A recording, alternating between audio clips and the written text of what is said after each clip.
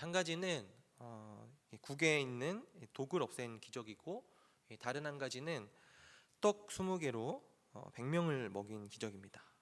오늘 38절부터 보시면요, 엘리사가 다시 길갈에 이르니 그 땅에 흉년이 들었는데 선지자의 제자들이 엘리사의 앞에 앉은지라, 이렇게 얘기합니다. 여러분, 여기 보시면 엘리사가 다시 길갈이라고 하는 지역으로 돌아오게 됩니다. 그리고 제자들을 가르쳐요. 이 길갈에는 당시 선지자들을 양성하는 그런 학교가 있었다고 합니다. 그러니까 지금 제자들이 엘리사 앞에 앉았다는 건 엘리사에게 말씀을 배우는 중이었다라고 하는 거예요. 그런데 그 땅에 흉년이 들었습니다. 먹을 게 마땅치가 않았다는 거죠. 그래서 엘리사가 자신의 사환에게 명령합니다. 38절 하반절 보시면 엘리사가 자기 사환에게 이르되 큰 솥을 걸고 선지자의 제자들을 위하여 국을 끓이라 하매. 이제 사환은 엘리사의 명에 따라서 솥을 걸고 국을 끓여야 되는데, 지금 국을 끓이려고 보니까 이 솥 안에 넣을 게 없는 거예요. 재료가 없는 거죠. 그래서 국을 끓일 재료를 찾으러 밖으로 나가게 됩니다. 39절이에요.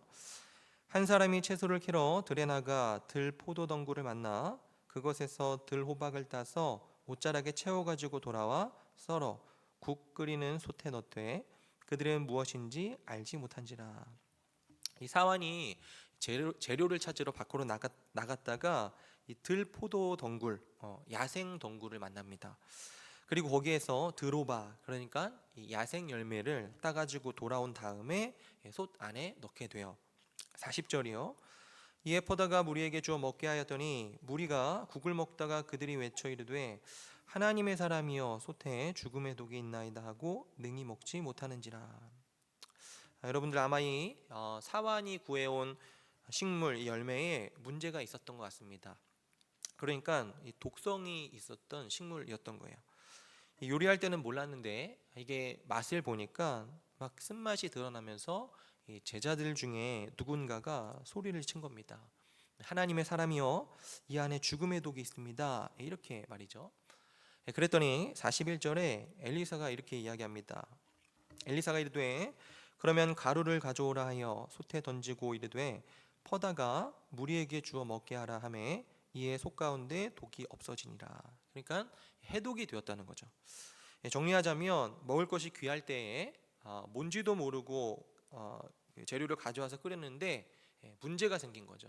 문제가 생겼고, 그리고 그 문제를 해결하기 위해서 엘리사가 가루를 좀 가져와서 거기다 뿌렸더니 독이 사라지고 먹을 수 있게 되었다라고 하는 겁니다. 이것이 오늘 본문에 등장하는 첫 번째 기적이에요. 그리고 두 번째로 만나게 되는 기적은요, 42절부터 기록되어 있습니다. 여러분 42절 보시면 한 사람이 바알 살리사에서부터 와서 처음 만든 떡 곧 보리떡 20개와 또 자루에 담은 채소를 하나님의 사람에게 드린지라 그가 이르되 무리에게 주어 먹게 하라, 이렇게 얘기하죠. 그러니까 기근으로 인해서 굉장히 어려운 시대임에도 불구하고 누군가가 보리떡 20개랑 그리고 담은 채소를 하나님께 드리게 됩니다. 그런데 엘리사가 그것으로 눈앞에 있는 사람들을 먹이려고 해요. 그러자 사환이 대답을 합니다. 43절이에요. 그 사환이 이르되 내가 어찌 이것을 100명에게 주겠나이까 하나. 그러니까 주인이시여 뭐라고 하는 겁니까? 그게 가능한 일입니까? 기껏 보리떡 20개와 야채 한 자루 가지고 이 100명이나 되는 많은 사람들을 어떻게 먹이겠습니까? 이렇게 묻는 거죠. 그러자 엘리사가 대답을 합니다. 43절 하반절에 엘리사는 또 이르되 무리에게 주어 먹게 하라 여호와의 말씀이 그들이 먹고 남으리라 하셨느니라. 그러니까 하나님 보시기에 보리떡 20개, 야채 한 자루가 부족하지 않다는 거죠. 그리고 44절에 그가 그들 앞에 주었더니 여호와께서 말씀하신 대로 먹고 남았더라, 이야기하면서 본문의 이야기가 마무리되고 있습니다. 오늘도 두 가지 같이 생각을 해보고 함께 기도하면 좋겠습니다. 첫 번째로는요, 하나님은 변할 수 없는 속성을 변할 수 있게 하시는 분이다 라고 하는 사실입니다. 여러분들 오늘 본문의 첫 번째 기적을 한번 보시면 우리들은 성경에 기록된 비슷한 두 가지 사건을 쉽게 떠올리게 됩니다. 첫 번째는 뭐냐면요, 출애굽기에 등장하는 마라의 쓴물 사건이에요. 여러분은 기억하시죠? 이스라엘 백성이 출애굽한 뒤에 홍해를 건너서 사흘 길을 걸었는데 마실 물이 없었습니다. 훗날에 마라라고 불릴 지역에 이르러서야 물을 발견을 했는데, 희한하게도 그 물은 너무 써가지고 마실 수가 없었어요. 그러자 백성들이 모세를 원망하면서 하나님께 부르짖는데, 이때 모세가 기도를 했더니 하나님께서 한 나무를 가리키셨고 그 나뭇가지를 꺾어서 물에 넣었더니 쓴물이 단물이 되어가지고, 그래서 백성들이 그 물을 마시고 위기를 넘기는 그런 모습이 출애굽기 15장에 기록이 되어 있습니다. 그리고 또 한 가지는요, 사실 엘리사가 오늘 이 기적에 앞서서 행한 기적이에요. 여러분 열왕기하 2장에 보시면 여리고 성에 있을 때 이 여리고 성읍에 해로운 물이 있었습니다. 그 물에 엘리사의 명대로 이제 소금을 던졌더니 그 물이 고쳐지는 장면이 열왕기하 2장에 기록이 되어 있어요. 그리고 이 세 가지 사건은요, 다 비슷한 메시지를 던지는데 이런 거죠. 어떠한 문제가 생겼습니다. 그리고 그때 하나님의 사람에게 도움을 요청을 해요. 하나님의 사람은 그때마다 나뭇가지를 꺾어 넣기도 하고요, 소금을 뿌리기도 하고요, 또 가루를 뿌리기도 했지만 어쨌든 그 문제가 하나님의 사람을 통해서 해결이 되었다라고 하는 겁니다. 그리고 우리들은 이런 일들을 통해서 하나님께서는 당신이 어떠한 분이신지를 이스라엘에게 줄곧 말씀하시고 또 가르치셨음을 알 수가 있습니다. 여기에서 우리가 이 소금이라든지 뭐 나뭇가지, 뭐 가루에 주목할 일이 아닙니다. 오히려 하나님께서는 먹을 수 없는 것을 먹게 만드시는 분이다라고 하는 사실을 주목해서 보아야 되겠죠. 그러니까 하나님께서는 그게 무엇이든지 간에 변할 수 없는 속성을 변할 수 있게 하시는 분이시다라고 하는 겁니다. 여러분들 화학적인 공식에 따르면 물은 물이죠. 포도주가 될 수 없습니다. 물하고 포도주는요, 엄연히 다르죠. 그러나 하나님께서 만지시고 개입하시면 물이 포도주가 되는 것 같은 그런 변화가 일어난다라고 하는 겁니다. 독성을 가지고 있는 식물은요, 먹을 수 없는 식물이지만 이 하나님의 사람에 의해서 뭔가 첨가가 되었을 때, 즉 하나님의 개입에 의해서 이 독성은 사라질 수 있고 먹을 수 있는 식물이 되었다라고 하는 사실을 보게 된다는 겁니다. 주 안의 사랑 여러분, 오늘 우리들 안에는요, 본문에 등장하는 독성과 비교도 안 되는 그러한 독성이 있습니다. 우리 모두는요, 죄로 인하여서 악한 본성을 가지고 태어난 사람들이에요. 죄가 만들어내는 대표적인 문제가 무엇입니까? 그것은요, 지극한 아주 지독한 자기 중심성이에요.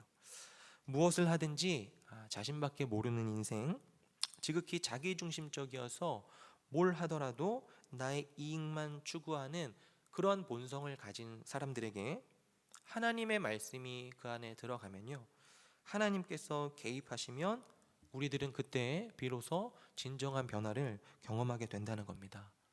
주 안의 사랑 여러분, 정말로 그래요. 하나님께서 우리를 찾아오시지 않는다면, 하나님의 말씀이 우리 가운데 임하여서 머물지 않는다면요, 저희들은 변할 수 없는 그런 사람들입니다.